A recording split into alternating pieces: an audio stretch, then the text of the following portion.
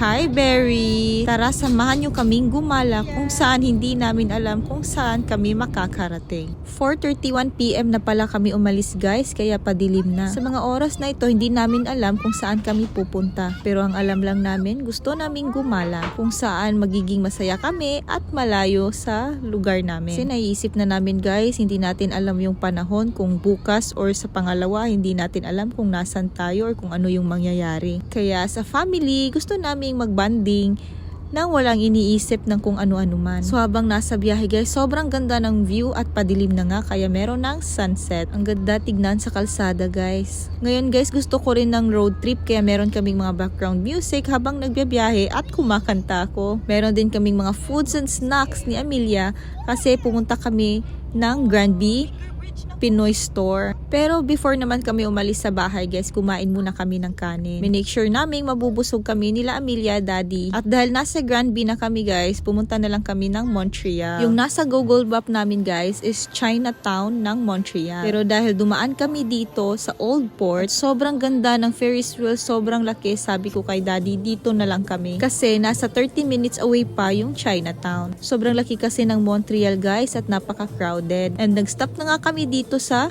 Old Port, guys, at pumasok muna kami dito sa kanilang coffee shop. Kasi nung pagkababa namin sa sakyan, sobrang lamig kaya umorder kami ni Daddy ng hot coffee and ka Amelia is hot chocolate. Wala kaming balak sumakay, guys, kasi gusto lang naming magpasyal-pasyal at magpicture-picture dito. Gusto sana naming sumakay ng Ferris wheel, guys, pero ayaw daw ni Amelia kasi natatakot siya.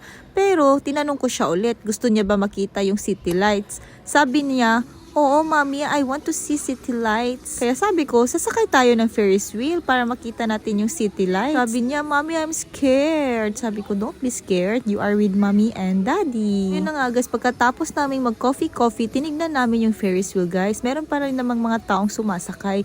Kaya para sabi ko, kung hindi para ngayon, okay lang din. Pero habang naglalakad-lakad kami dito sa labas, guys, biglang sinabi ni Amelia, Mommy, I want to ride that Ferris wheel. Sabi ko, you sure? You want to ride? Kahit naman natatakot si Amelia, guys, hindi ko lang feel sumakay ng gabi kasi mas gusto ko umaga para marami akong makita sa kalsada at sa mga buildings. Sabi ko, babalik kami para makasakay nito. Pero dahil sinabi ni Amelia gusto niyang sumakay, edi gusto ko na rin. Pero natatakot ako, guys, to be honest. Takot ako sa heights at isa pa, nasubukan ko to sa Pilipinas, sobrang bilis, kaya natatakot na akong sumakay nito. Papasok pa lang, guys, pero yung pa ako nanginginig na sa takot. Pero let's face our fears at dahil nandito si Amelia, hindi natin dapat ipakita na tatakot tayo. Dapat pakita nating malakas tayo para maging malakas din siya.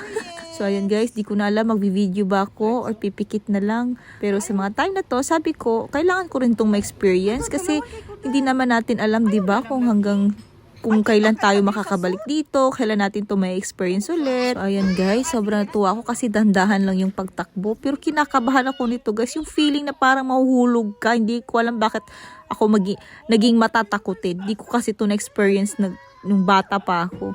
Pero habang paakyat, guys, nawawala yung takot ko. Kasi alam mo yung parang ang dahan-dahan lang siya.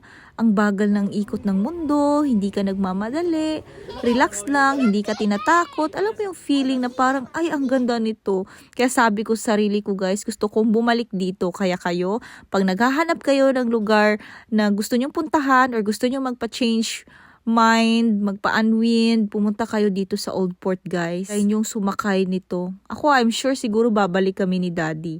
Kasi gustong-gusto ko yung view, gustong-gusto ko yung ambience, yung pakiramdam na parang ang layo-layo mo sa kung saan. Ito yung hinahanap kong gala, guys. Yung walang pressure, relax. Tapos parang kahit takot ako, walang magja-judge sa akin, walang sapilitan, pero pinipilit na alam mo, hindi ko ma-explain, guys. Basta, guys, sobrang ganda ng experience na to, kahit Ferris wheel lang to. Sa totoo lang, guys, ang dami kong natutunan sa 2025, ang daming nangyari. Nawala si Papa bago mag 2026. Tapos, may mga problems sa family na hindi naman natin maiiwasan. Kaya sobrang bigat pa rin ang pakiramdam ko, guys. Yung feeling na wala akong mapagsabihan kasi ayaw ko namang magkaproblema kami ni Daddy. I mean, mapagsasabihan ko naman sa kanya lahat ng mga problema o gusto kong i-share. Pero hindi sa lahat ng bagay, guys, pag-uusapan, diba? Kaya minsan, kinikip ko na lang sa sarili ko, ipinapakita ko sa kanila na masaya ako, happy and strong. Ganon din si daddy guys, hindi lahat ng mga problems niya, sinishare niya sa akin. I mean, family problems, kasi normal lang naman yung sa pamilya niya, sa side niya, sa amin din. Kaya sa aming buo, kami nila Amelia, daddy, open kami sa lahat ng bagay guys. Pero minsan, gusto namin maging happy, katulad ng mga araw na to guys. Wala kaming pinag-usapan na mga negative, puro positive lang. Kaya gustong gusto ko yung araw na to, memorable talaga, the best talaga. Kami ni daddy guys, napaka-open ko sa kanya. Kaya minsan nag-aaway kami, minsan nagkakaintindihan naman.